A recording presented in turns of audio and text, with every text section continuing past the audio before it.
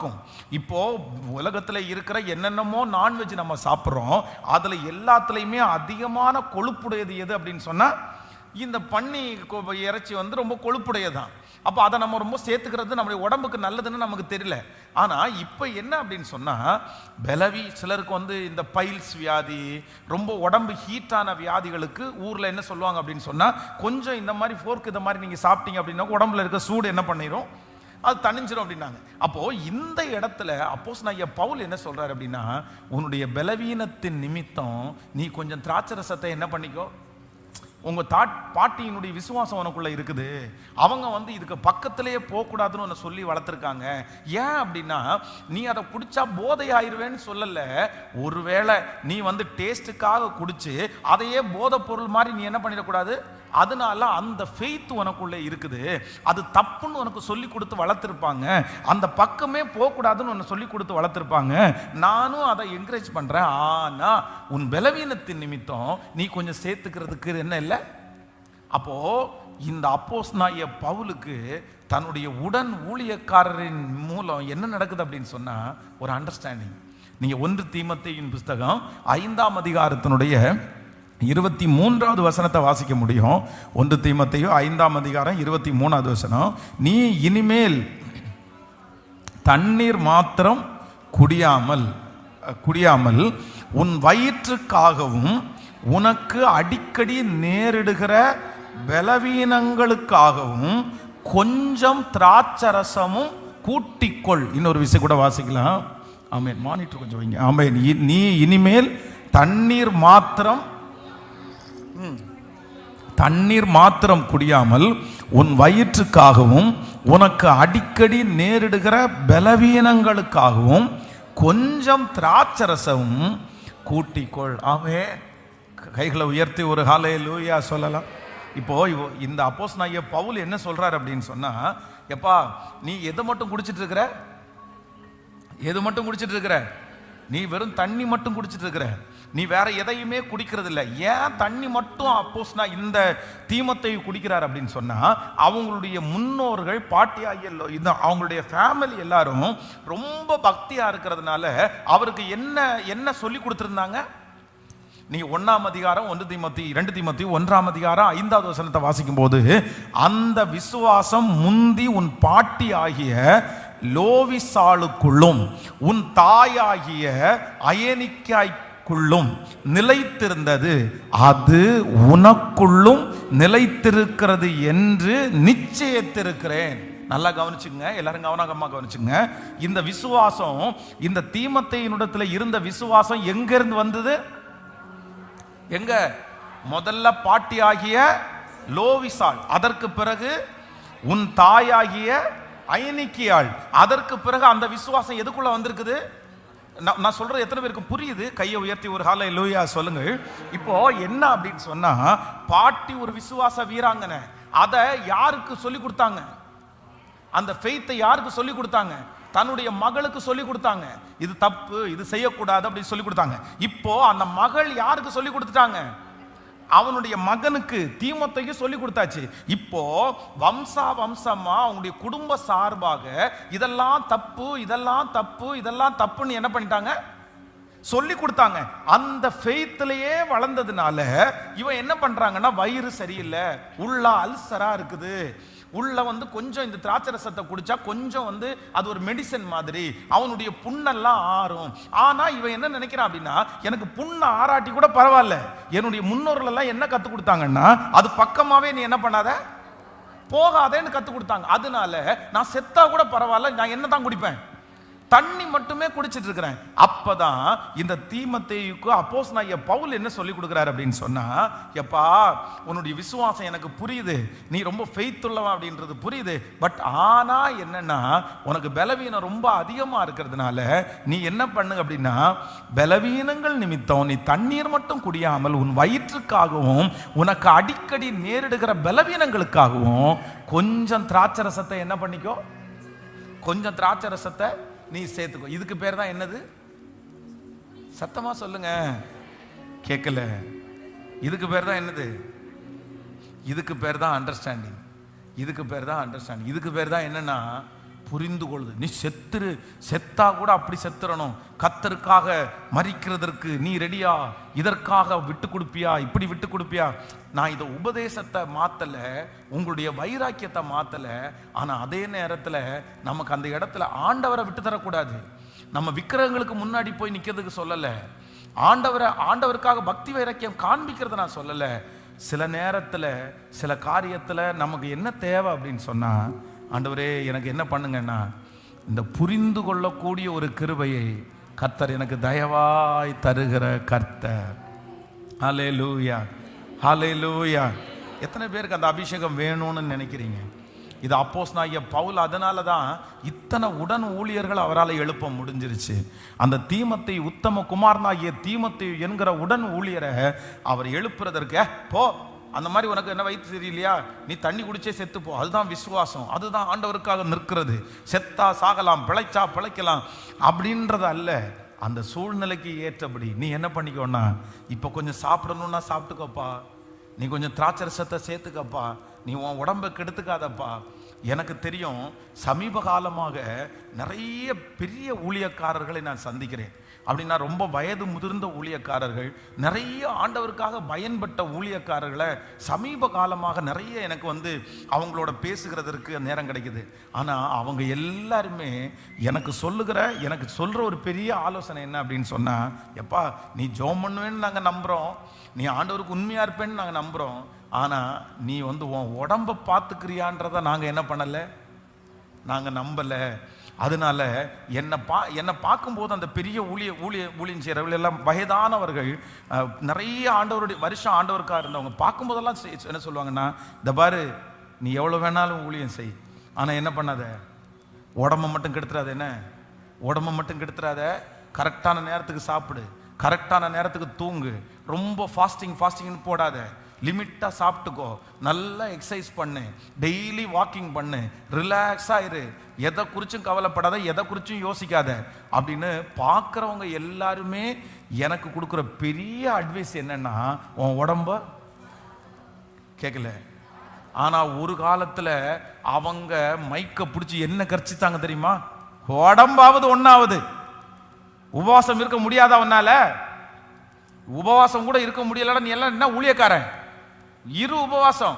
உபவாசம் இருக்காதவன் எல்லாம் ஒரு ஊழியக்காரன். 4 நேரம் சாப்பாடை உனக்கு அவாய்ட் பண்ண முடியல, நீ என்னடானா பிரசங்கம் பண்ண போற, நீ என்ன ஊழியம் செய்ய போற? இப்படி சொன்ன அது ஒரு விதத்தில் நமக்கு இன்ஸ்பயர், அது ஒரு விதத்தில் நமக்கு பலன் இருக்கும்போது எல்லாம் பண்ணணும், உண்மைதான். ஆனா இன்னைக்கு என்ன சொல்றாங்க அப்படின்னு சொன்னா, நீ கொஞ்சம் உடம்ப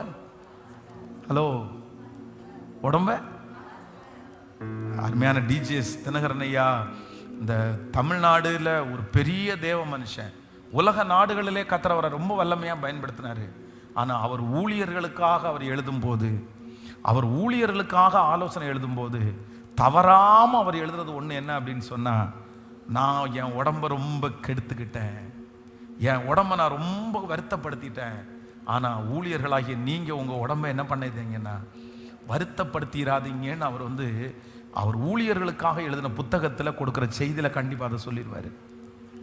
ஏன் அப்படின்னு சொன்னால், இவங்களுக்கு என்ன வந்துச்சுன்னா ஒரு புரிதல், ஒரு அண்டர்ஸ்டாண்டிங். ஹல்லேலூயா. கையை உயர்த்தி ஒரு ஹல்லேலூயா, ஹல்லேலூயா. இப்போ நான் என்ன நம்புறேன்னா, இந்த உபவாச ஜெபத்துக்கு ஜெபம் பண்ணிட்டே தான் கடந்து வந்தேன். சிஸ்டர், உங்கள் பிரச்சனைக்கு ஒரு முடிவை கர்த்தர் கொடுக்க போறாரு. உங்கள் வீட்டில் இருக்கிற சண்டைகளுக்கு ஆண்டவர் ஒரு முடிவை கொடுக்க போறாரு. உங்களுக்கு இருக்கிற சமாதான குறைவுகளுக்கு ஆண்டவர் ஒரு விடிவை கொடுக்க போறாரு. உங்க வேலை ஸ்தலத்தில் நீங்க படுகிற பாடுகளுக்கு ஆண்டவர் ஒரு முற்றுப்புள்ளியை கொடுக்க போறாரு. இந்த முற்றுப்புள்ளியை கர்த்தர் எதிரியை அழிக்கிறதுனாலயோ எதிரியை கொல்லுகிறதுனாலயோ அல்ல, உங்களுக்கு கர்த்தர் ஒரு நல்ல புரிந்து கொள்ளுதலை கர்த்தர் கொடுத்து உங்களை சமாதானமாய் வைக்கிறதற்கு நம்புறவங்க நல்ல கரங்களை தட்டி நம்மளை புரிந்து கொள்ள வச்சு நம்மளை மாற்றுகிற ஒரு நல்ல தேவன் நம்மத்திலே அசைவாடி கொண்டிருக்கிறார். அந்த புரிந்து கொள்ளுதலை கர்த்தர் நாம் அனைவருக்கும் கிருபையாய் கர்த்தர் தருவாராக. ஹல்லேலூயா. கைகளை அசைத்து ஒரு ஹல்லேலூயா சொல், சத்தமா ஹல்லேலூயா சொல். ஆமென். ஸோ 50 வயசுக்கு மேலே இருக்கிற அம்மாங்களையும் அப்பாங்களையும் எல்லாரையும் பார்த்து சொல்றேன், நீங்க 50 வயசுக்கு மேல ஏதாவது ஒரு பொருள் வேணும்னு நீங்க அடம் பிடிச்சிருக்கீங்களா? ஹலோ, அடம் பிடிச்சிருக்கீங்களா? சொல்லுங்களேன். எனக்கு தெரிஞ்ச வரைக்கும், நான் பார்த்த வரைக்கும் 50 வயதுக்கு மேல இருக்கிற எந்த தகப்பனும் எந்த தாயும் எந்த பொருளுக்கும் அவங்க என்ன பண்ணதில்லை, அடம் பிடிச்சதை நான் பார்த்ததில்லை. சிக்கனுக்காகவும் மட்டனுக்காகவும் கூட அடம் பிடிச்சது பார்த்ததில்லை. லைன்ல நின்று ஒரு பீஸ் குறைவா வச்சா கூட அடம் பிடிச்சதை பார்த்ததில்லை.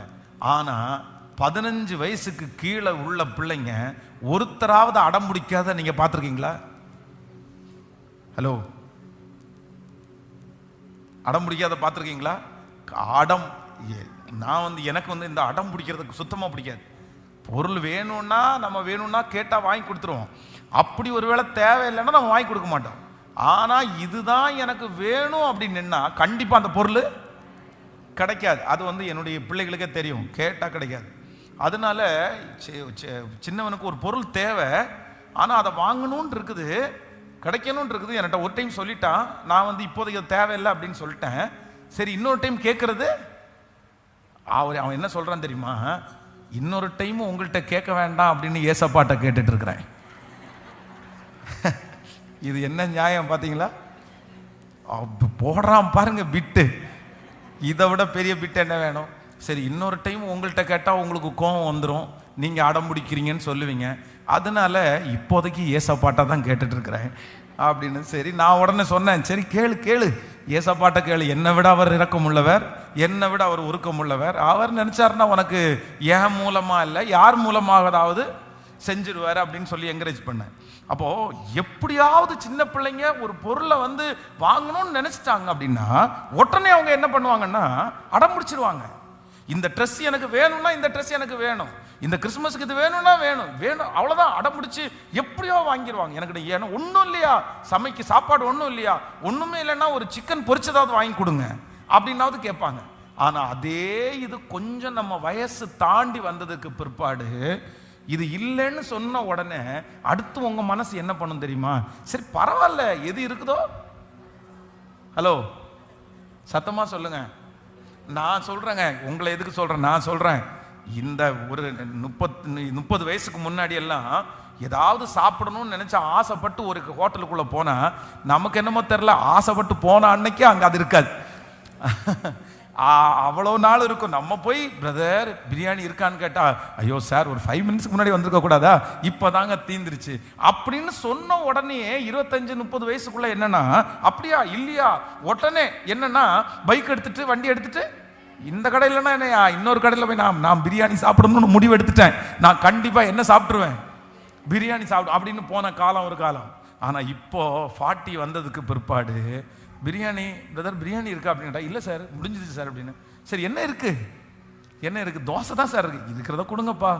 வயிறு நிறைஞ்சா பசிக்குது, இப்போ என்ன பண்ணணும், இப்போ பசிக்கு சாப்பிட்றோம், ஒரு நாள் ருசிக்கு சாப்பிட்டோம். இது என்ன வருது அப்படின்னு சொன்னா அது ஒன்றும் இல்லை, அது ஒன்றும் இல்லை, இருந்தால் சாப்பிட்லாம், இல்லைன்னா மாற்றி சாப்பிட்லாம், நாளைக்கு சாப்பிட்லான்ற ஒரு அண்டர்ஸ்டாண்டிங் நமக்குள்ள என்ன பண்ணுச்சுன்னா டிஃபால்ட்டாகவே வந்துருச்சு. இப்போ எனக்கு என்ன இல்லைன்னா டென்ஷன் இல்லை, இப்போ எனக்கு என்ன இல்லைன்னா அலைச்சல் இல்லை, இனி இப்போ என்ன இல்லை எனக்கு கோபம் வரல. ஆனால் ஒரு காலத்தில் அந்த பிரியாணி மட்டும் இல்லைன்னு வந்த உடனே என்னையா கடை நடத்துற, எது கடை நடத்துற, இது கடை மூடி போக வேண்டியது தானே, வெளியில் போர்டு வேற பிரியாணி இங்கே கிடைக்கும் அப்படின்னு பெரிய போர்டு வேற, வெளியில் சொல்லாட்டாலும் மனசுக்குள்ள நீங்க எல்லாம் ரொம்ப நல்லவங்களா பாக்குறீங்களே, என்ன நான் என்னமோ ரொம்ப பாவியாவும், நீங்க இந்த மாதிரிலாம் உங்களுக்கு நினைப்பே வராத மாதிரி பாக்குறீங்க. வந்திருக்கா இந்த மாதிரிலாம்? ஹலோ, சரி தலையாவது ஆட்டுங்க, அப்பதான் எனக்கு இன்னும் நான் என்ன ரொம்ப பெரிய பாவி மாதிரி உங்களுக்கெல்லாம் அந்த உணர்வே வராத மாதிரி நினைக்கிறீங்க. ஸோ அது என்ன எதுக்கையா போட போட்டிருக்கிற, பிரியாணி கடன் எதுக்கையா போட்டு போட்டிருக்க, தூக்கி போடுறியா, போட்டு ஒழுங்கா இங்கே கஞ்சி கிடைக்கும்னு போடியா. ஏன்னா அவ்வளோ கோவம் வரும். அடுத்த வண்டியை எடுத்துட்டு சொருன்னு போய் அங்கேயும் கிடைக்கலன்னு வச்சுங்களேன், இன்னைக்கு பிரியாணி சாப்பிடாம விடக்கூடாதியா, தேடியா எங்க இருக்குன்னு அப்படின்னு நினைச்ச ஒரு காலங்கள், அலைச்சல் டென்ஷன் எத்தனை. ஆனா புரிந்து கொள்ளுகிற ஒரு காலம்னு வந்ததற்கு பிற்பாடு இதெல்லாம் நமக்கு என்ன பண்ணுதுன்னா அப்படியே குறைஞ்சு போகுது. அப்போ இப்போ உங்கள்கிட்ட ஆவியானவர் உங்களிடத்துல பேசுறாரு, மகளே இது பிரச்சனையா இல்ல நீ புரிந்து கொள்ளாதது பிரச்சனையா, இது பிரச்சனையா நீ புரிந்து கொள்ளாதது பிரச்சனையா? ஒரு வேலை ஸ்தலத்துக்கு போகிறோம், நம்மளை அந்த வேலையை விட்டு தூக்கணும்னு முடிவு பண்ணிட்டாங்க, இந்த வேலை எனக்கு கிடைக்காதுன்னு முடிவு பண்ணிட்டாங்க. நம்ம எவ்வளோ ரிக்வெஸ்ட் பண்ணுறோம், ஆனால் அவங்களுக்கு அந்த இடத்துல வேலைக்கு வைக்கிறதுக்கு விருப்பமே இல்லை. அவ்வளோதான். அந்த மனுஷனிடத்துல கோவப்பட்டோ எரிச்சலாயோ சண்டை போட்டோ எந்த பிரயோஜனமும் இல்லை. புரிஞ்சுக்கிறது என்ன அப்படின்னு சொன்னால், நீ என்ன வேலையை விட்டு தூக்கிட்டியாப்பா, ஆண்டவர் நினைச்சாருன்னா கர்த்தர் இதை விட நல்ல வேலையை எனக்கு தருவார். எனக்கு ஓனா ஒரு தொழிலையே கர்த்தர் தந்தாலும் எனக்கு ஓனா தொழிலே தருவார், நான் வெட்கப்பட மாட்டேன் அப்படின்னு நினைச்சிட்டு அந்த அண்டர்ஸ்டாண்டிங்ல, சார் இது வரைக்கும் எனக்கு சம்பளம் கொடுத்தீங்க சார், இத்தனை நாள் என்ன நல்லா பார்த்துக்கிங்க சார், தேங்க்யூ சார், ரொம்ப சந்தோஷம், நான் கிளம்பட்டுமா, வாழ்த்துக்கள் சார் அப்படின்னு சொல்லிட்டு வர்றதான் உண்மையா என்ன அர்த்தம் சொல்லுங்க சத்தமா? புரிந்து கொள்ளுதல். அதான் புரிந்து கொள்ளுதல். கைகளை அசைத்து ஒரு ஹல்லேலூயா சொல்லுங்க. எத்தனை பேருக்கு வேணும்னு நினைக்கிறீங்க? கைகளை அசைத்து ஒரு ஹல்லேலூயா. கணவனாட்ட கொண்டு வந்து சாப்பாடை முன்னாடி வச்சாச்சு, என்ன முட்டை கூட இல்லையா அப்படின்னு கேட்ட உடனே, இதோங்க கொண்டு வரேன் அப்படின்னு சொல்லிட்டு முட்டையை நல்லா ஸ்கிராம்பிள் பண்ணி கொண்டு வந்து வச்சிட்டிங்க. அப்படியா, ரசத்தில் என்ன உப்பு இல்லாமல் இருக்குது, கொஞ்சம் உப்பை போட்டு தொலை அப்படின்னு சொன்ன உடனே சரிங்க உப்பு போட்டாச்சு. நீங்கள் ரொம்ப கண்ட்ரோலாகவே இருக்கீங்க. என்ன கண்ட்ரோல் இது? என்ன கண்ட்ரோல்? புரிஞ்சுக்கிறது இல்லை. கோவமே படக்கூடாது அப்படின்னு நினச்சி ஒரு தீர்மானம் எடுத்துருக்கிறீங்க. ஆனால் ஏத்துறாரு பாருங்க, உசுப்பு ஏத்துறது மாதிரி அப்படியே டென்ஷன் படுத்துறாரு. நமக்கெல்லாம் அப்படியே கண்ணெல்லாம் தள்ளுது. ஆனாலும் ஆவியானவர் பேசுறாரு, இன்னைக்கு தானே சர்ச்சில் கோவப்படக்கூடாதுன்னு ஒரு முடிவு எடுத்துட்டு வந்த, அதுக்குள்ள உனக்கு கோவம் வருதா அப்படின்னு. சரி அடக்கி வாசிப்போம். கடைசியில் எல்லாம் முடிச்சு தட்டை கழுவி கையே அங்கே கழுவி வச்சுட்டு எந்திரிப்பார் பாருங்க. அவ்வளோ அப்படியே வந்து, ஏங்க இவ்வளோ தூரம் சாப்பிட்டீங்களே, இத்தனை நான் பக்கனே உங்களுக்கு பண்ணி கொடுத்தனே, என்ன சாப்பிட்டீங்களான்னு ஒரு வார்த்தை வெடிச்சிருச்சு பாருங்க. பூகமோ இத்தனை நேரமும் அடக்கி வச்சிருந்ததை மொத்தமா கொட்டி சாப்பிட்டீங்கன்னு ஒரு வார்த்தை கேட்டீங்களா அப்படின்ற போது, ஏன் நான் கேட்டாதான் சாப்பிடுவியா அப்படின்னு அவர் ஆரம்பிச்சிட்டாருன்னா அவ்வளோதான், அன்னைக்கு எல்லாம் முடிஞ்சு போயிடுச்சு. அப்போ என்ன அப்படின்னா, அவருக்கு அது என்ன பண்ணல, தோணல, அது அவருக்கு டிஃபால்ட்டா அவருடைய சிந்தையில இல்ல. அதுக்காக அவர் பாசம் இல்லைன்னு சொல்ல முடியாது, அதுக்காக சிஸ்டர் பாசம் இல்லைன்னு சொல்ல முடியாது. சரி அந்த குணம் இல்லை. ஆனா அந்த இடத்துல நமக்கு என்ன தேவை அப்படின்னு சொன்னா, ஆண்டவரே ஒரு அண்டர்ஸ்டாண்டிங் மட்டும் உங்களுக்கு இருந்துச்சுன்னா, புரிந்து கொள்ளுதல் மட்டும் ஒன்று இருந்துச்சுன்னா, நீங்க அந்த இடத்துல என்ன நினைப்பீங்க தெரியுமா? நமக்கு ஒரு டென்ஷன், அவருக்கு வருதா பாருங்க. இப்ப மாத்தி சொன்னது, அவருக்கு ஒரு டென்ஷன், உங்களுக்கு 1000 டென்ஷன். சித்தி சீரியல் பார்க்க வேண்டியது இருக்குது, எனக்கு பேரெல்லாம் தெரியாது, இந்த மாதிரிலாம் நிறைய இருக்குது. எல்லாம் இத்தனை கமிட்மெண்ட் உங்களுக்கு இல்லை.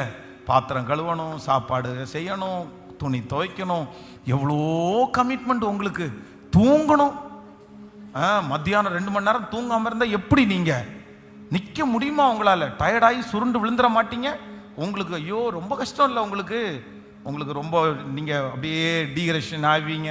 அதனால் உங்களுக்கு நிறைய இருக்குது.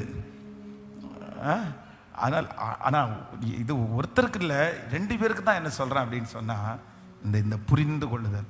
ஸோ கணவனுக்கும் அப்படி தான். ஒரு மனைவி வந்து, இன்னைக்கு என்னம்மா ஒன்றுமே இல்லையா, எதுவுமே செய்யலையா, வெறும் ரசம் மட்டும் தான் செஞ்சுருக்கிறியா அப்படின்னு போது, சரி பரவாயில்ல, அதெல்லாம் ஒன்றும் இல்லை, நேற்றைக்கு தான் நல்லா சமைச்ச, சண்டே தானே நல்ல சாப்பாடு கொடுத்த, இன்னைக்கு ஒரு நாள் ரசம் சாப்பிட்றதுல ஒன்றும் தப்பு இல்லையே, என்ன டயர்டாக இருக்கா, சரி அதெல்லாம் ஒன்றும் இல்லை, நீ ரெஸ்ட் எடுத்துக்கோ, எனக்கு இந்த ரசம் போதும் அப்படின்னு நினச்சி அதை சந்தோஷமாக சாப்பிட்றது, அது ஒரு அண்டர்ஸ்டாண்டிங்.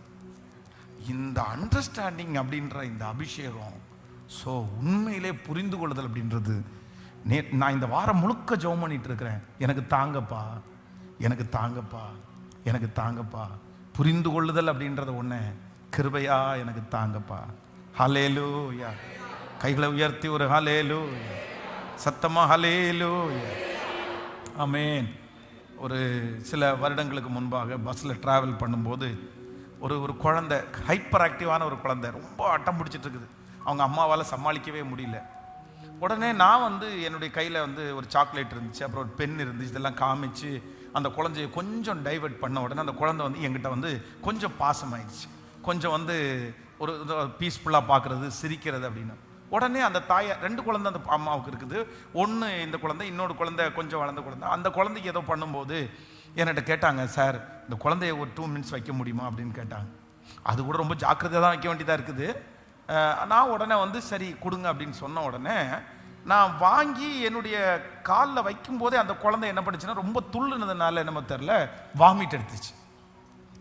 நான் அப்போ தான் ஒரு ஒயிட் ட்ரெஸ் போட்டுட்டு ஒரு மீட்டிங்காக போயிட்டுருக்கிறேன். ஃபுல்லாக வாந்தி எடுத்துச்சு. எனக்கு என்ன பண்ணுறதுனே தெரியல. ஸோ இப்போ அந்த அம்மா அவங்களுக்கு ரொம்ப ஒரு மாதிரி ஆயிடுச்சு. ஐயோ சார், நான் கொடுத்த நேரத்தில் இப்படி பண்ணிட்டானே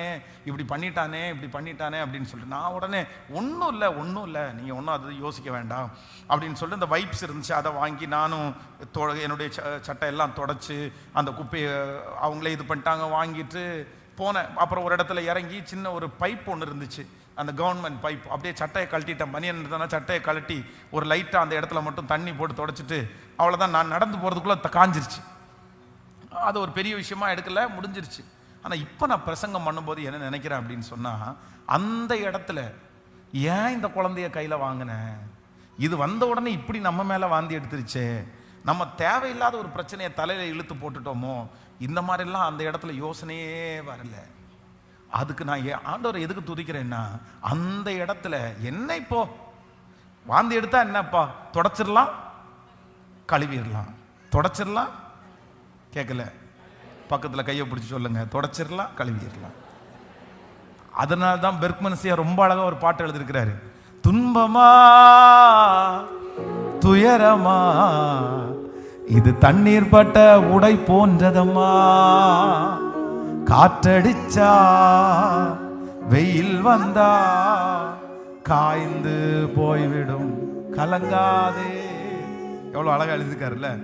அதனால இதுக்கு எல்லாத்துக்கும் பேர் என்ன அப்படின்னு சொன்னா, சோ அண்டர்ஸ்டாண்டிங். ஆமேன் சொல்லுங்க. ஹல்லேலூயா. இந்த இப்போ பாஸ்டர் அம்மாவுக்கு எல்லாமே தெரியும், நிறைய என்னோட நிறைய தெரியும். ஆனால் கல்யாணமாய் வந்த புதுசில் நான் ஏமாத்தணும்னா யாரை ஏமாத்தலாம் தெரியுமா? இவங்களை நிறைய ஏமாத்தலாம்.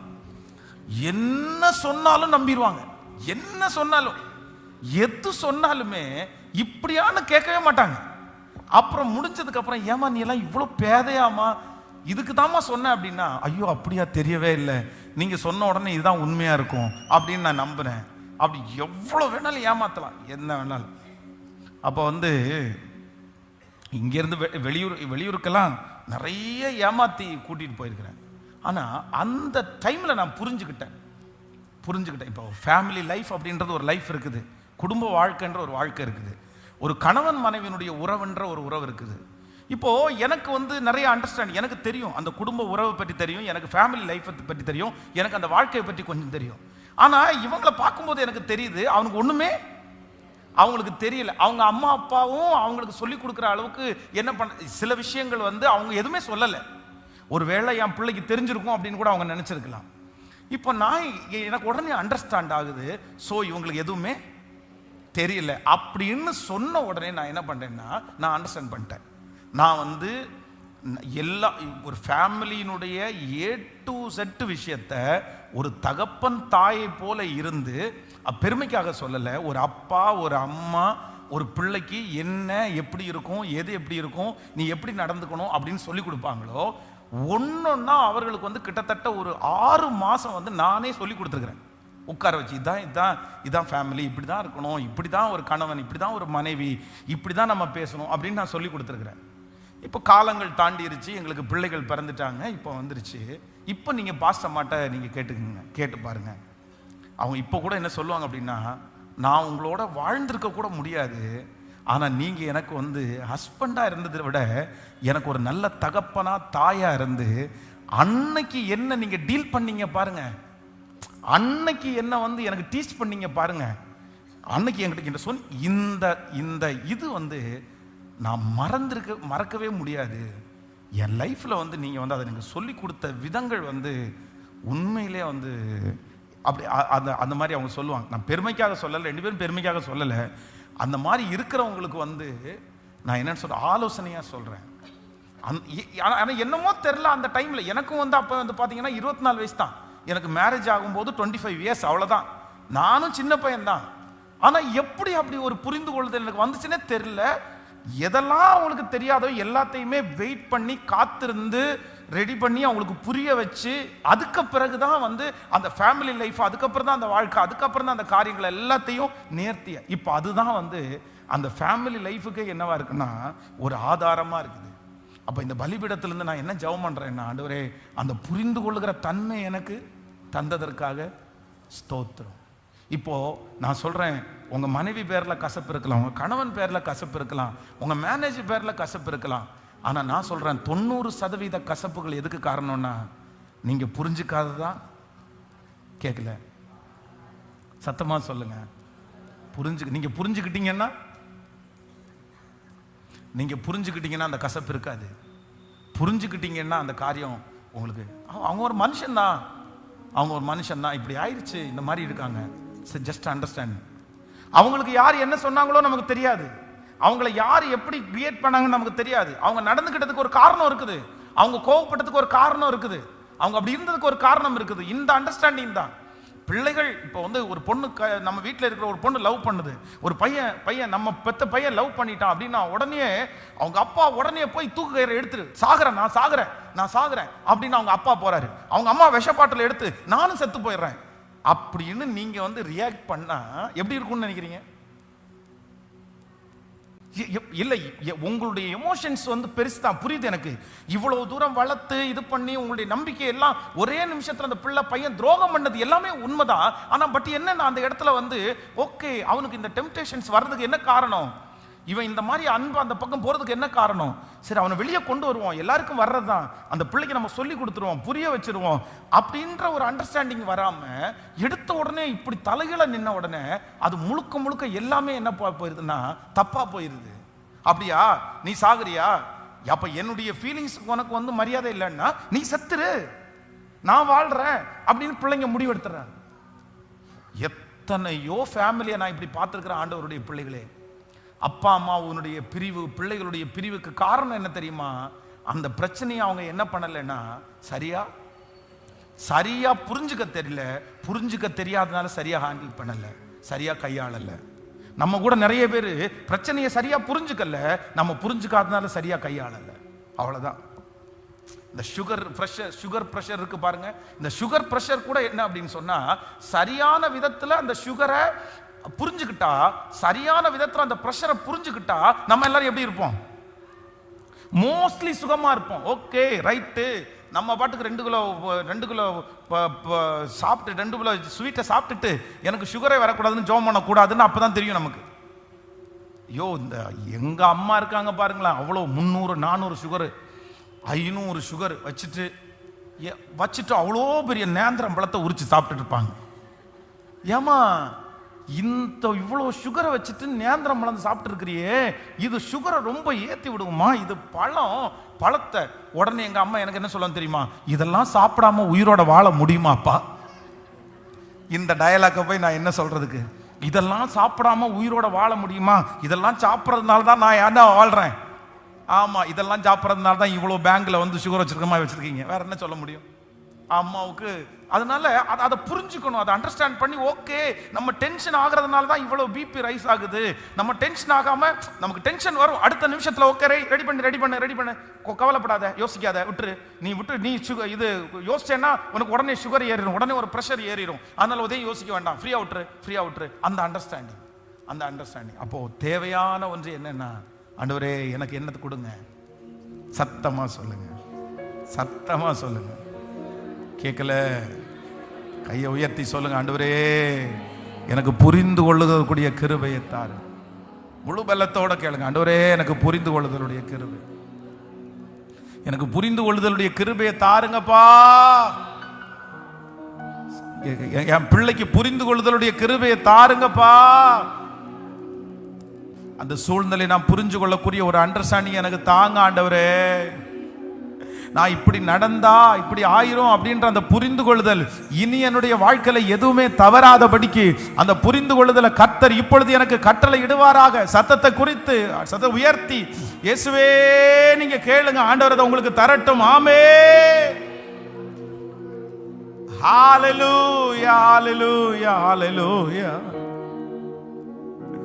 நன்றி ஆண்டவரே, நன்றி.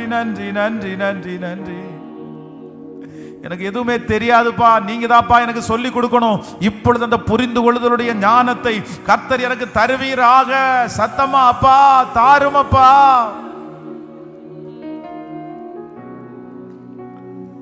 ஓ நன்றி நன்றி நன்றி நன்றி நன்றி நன்றி நன்றி நன்றி.